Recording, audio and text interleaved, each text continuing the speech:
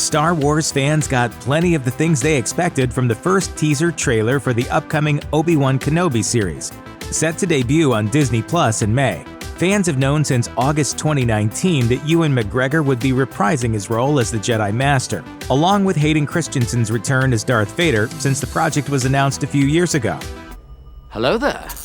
However, there were a few surprises in the Obi-Wan Kenobi trailer some fans never expected. Chief among them were the appearance of the Inquisitors. The Inquisitors are an order of Force-sensitive hunters that were trained by Darth Vader in order to capture, kill, or corrupt any surviving Jedi in the galaxy.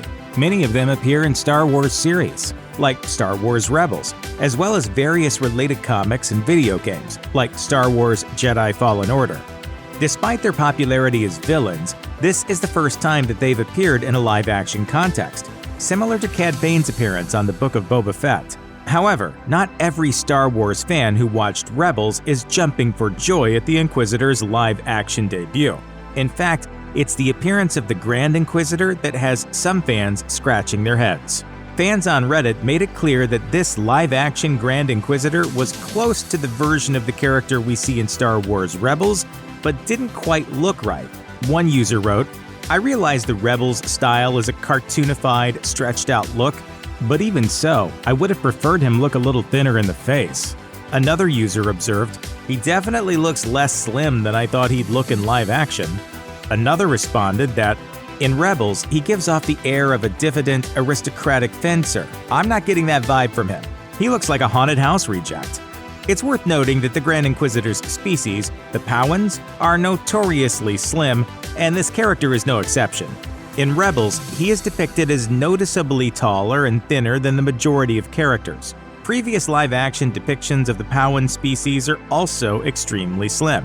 One Reddit poster wrote, "First thing I noticed as well, aren't their heads a little longer too? He didn't look much like the Powans from Revenge of the Sith in my opinion." This, of course, doesn't mean that this new portrayal should be automatically discounted.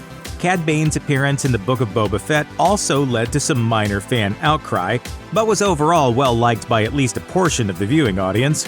Consider this my final lesson. Look out for yourself.